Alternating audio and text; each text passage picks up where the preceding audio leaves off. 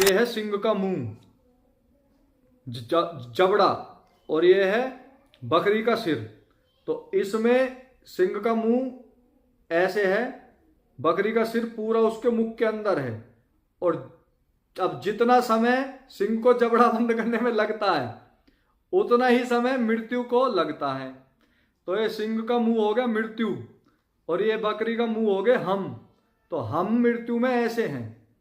अब जितना समय सिंह बंद करेगा उतने में ही हमारी मृत्यु आ जाएगी। इससे ज्यादा कोई रोल नहीं है मृत्यु का। और हम सोचते हैं हम कहाँ मर रहे हैं, अभी तो बैंक बैलेंस जमा करना शुरू किया है। बहुत लंबी प्लानिंग ठोक देते हैं और उसी प्लानिंग को करते करते सो जाएंगे, उठ के फिर उसी में कार्य करना शुरू कर देंगे।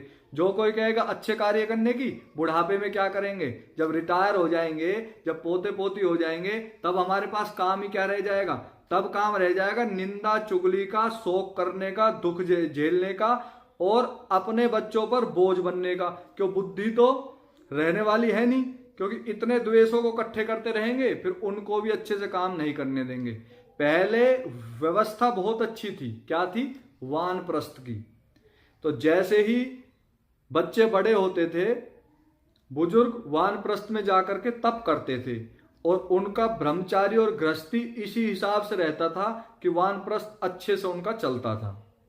ब्रह्मचार्य जीवन नष्ट कर दिया, गृहस्थ जीवन नष्ट कर दिया, और फिर कहते हैं कि वानप्रस्थी में हम क्या करें। अब बुढ़ापा खुद ने खराब कर लिया और फिर दूसरा तो उसका फायदा उठाएगा ही। क्यों, दुश्मन घने इकट्ठे कर लिए थे।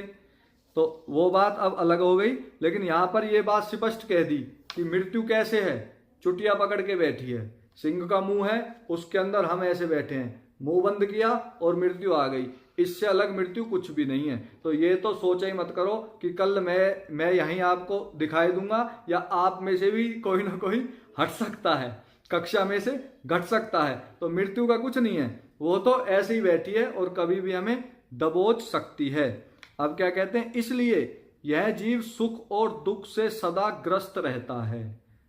अब जिसके ऊपर तलवार झूल रही हो और उस तलवार का ये ना पता चले कब टूटकर गर्दन कट जाए, वो कैसे तो खाना खाएगा और कैसे चैन से सोएगा।